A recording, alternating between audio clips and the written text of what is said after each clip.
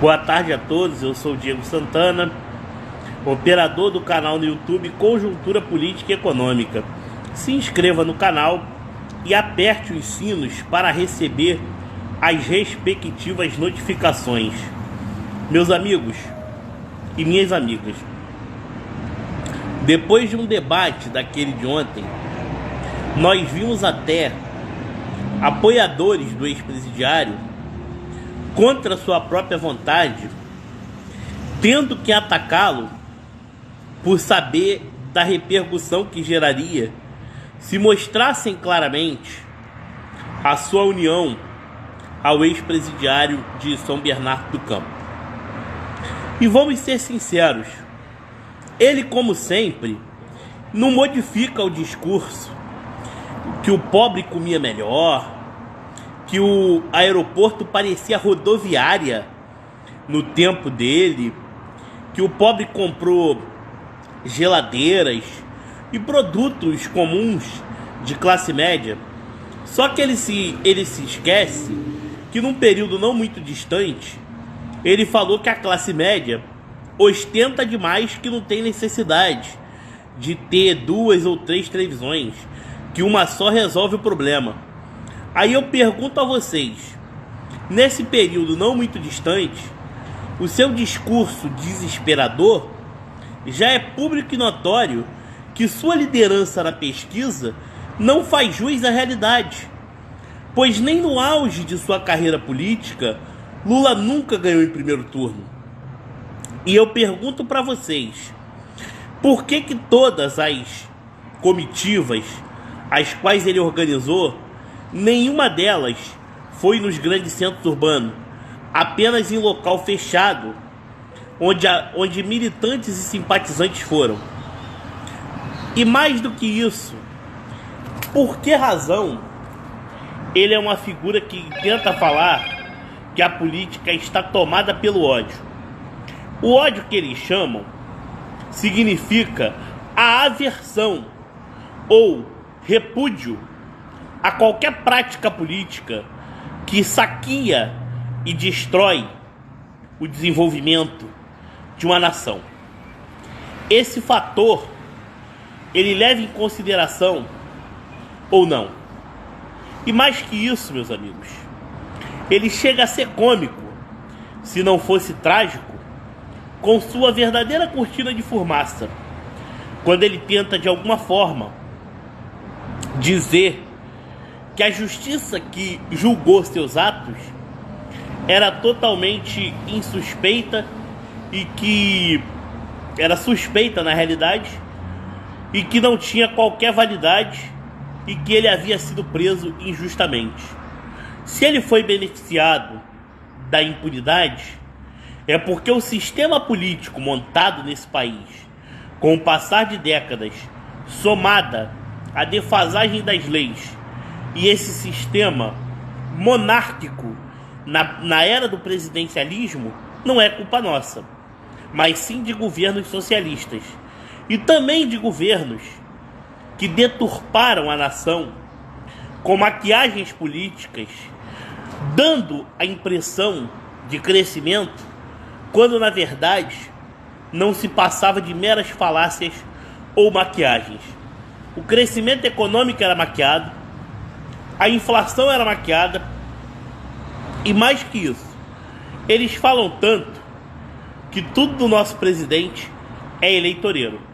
O que vinha sendo brigado por ele junto ao Congresso Nacional desde o começo do mandato.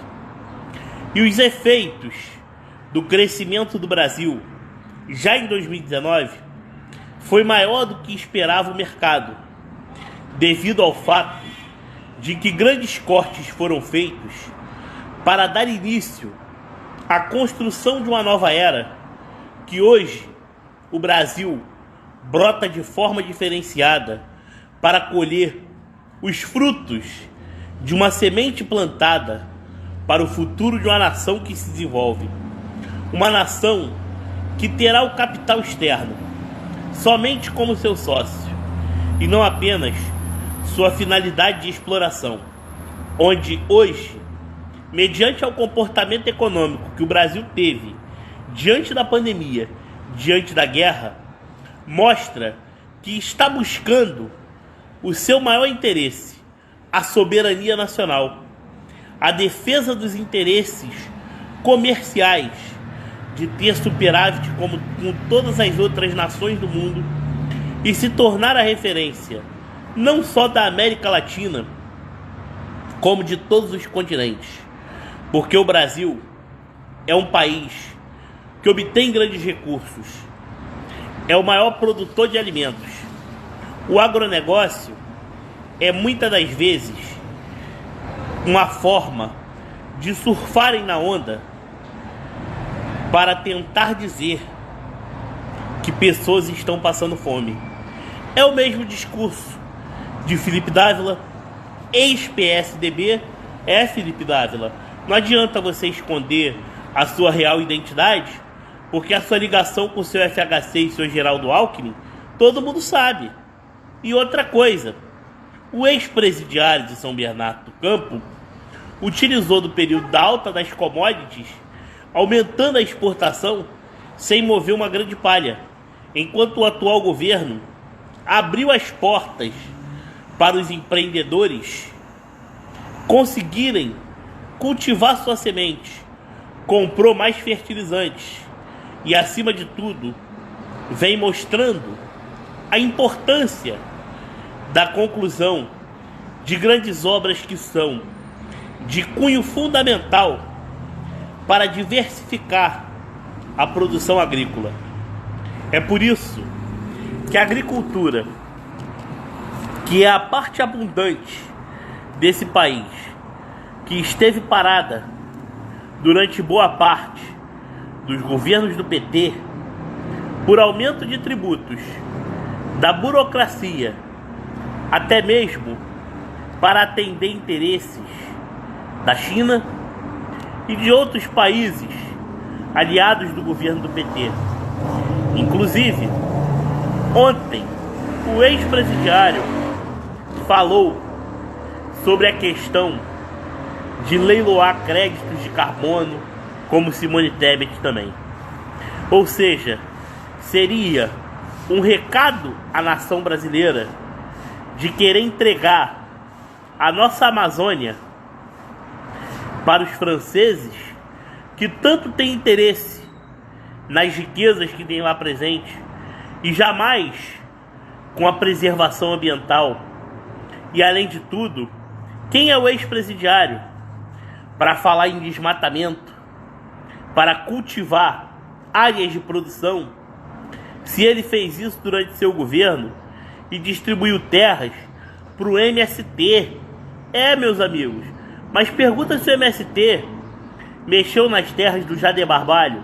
Não, era aliado de Lula. Do Renan Calheiros? Não, aliado do Lula. José Eduardo Dutra? Não, aliado do Lula. José Sarney? Não, aliado do Lula.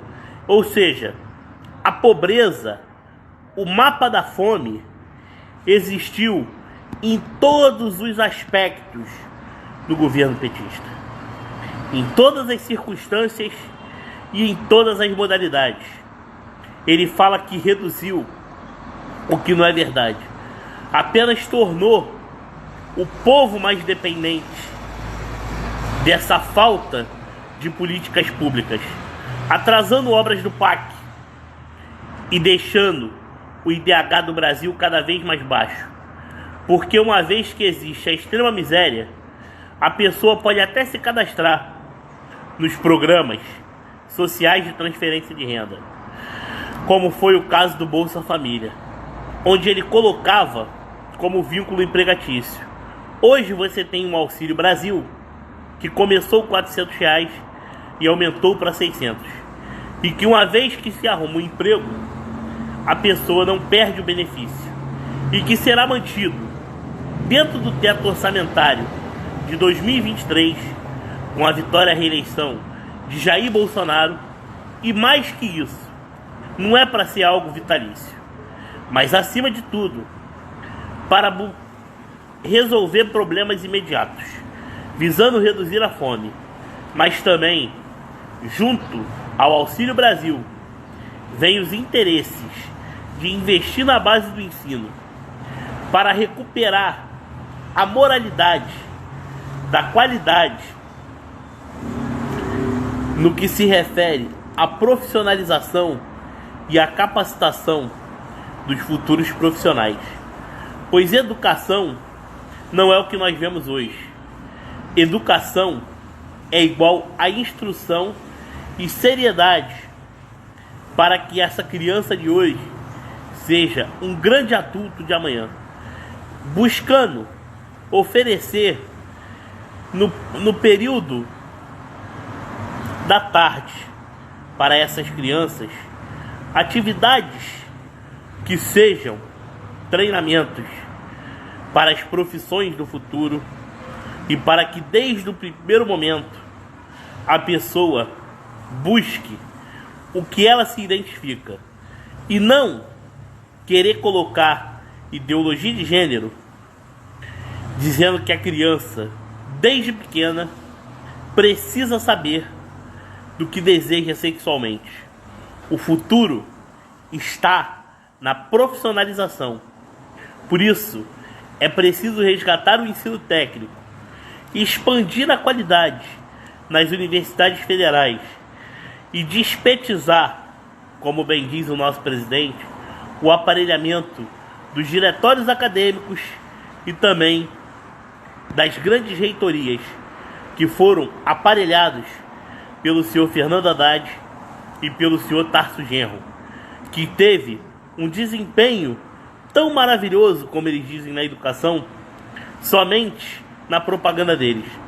Mas a realidade do Brasil, o crescimento de analfabetos funcionais, de pessoas que aprendem a ler, mas não a interpretar, foi nesse período que nós sentimos a realidade desse plano político estarrecedor de um Estado inchado, conforme bem disse o padre Kelmon. Um Estado onde a despesa custa mais caro, 308%, com a folha de pagamento em relação àqueles que estão na iniciativa privada. Por isso nós queremos teto de gastos, queremos combate à inflação e, acima de tudo, esse tal orçamento secreto que eles tanto dizem que o governo implantou foi vetado, porém derrubado pelo Congresso Nacional. É preciso, acima de tudo, que muito mais que isso se apure todas as contas de governos estaduais, parceiros da esquerda, que contribuíram para o déficit do Tesouro, por não estarem adimplentes com seus compromissos junto ao governo federal. O Brasil é um país que irá se reindustrializar, e se reindustrializar para ter competitividade e oferecer qualidade para os caminhos do desenvolvimento, de governabilidade, buscando ter amplo superávit e, acima de tudo, fazer a diferença no que se refere às relações comerciais, onde o mundo moderno será um mundo contra a concentração de riquezas em 2 ou 3 nações. Um mundo que fará diferença e dará ao nosso país a potência que nós merecemos. E com isso, mesmo mediante as crises, seremos um país atrativo para investimentos. Porque hoje nós plantamos.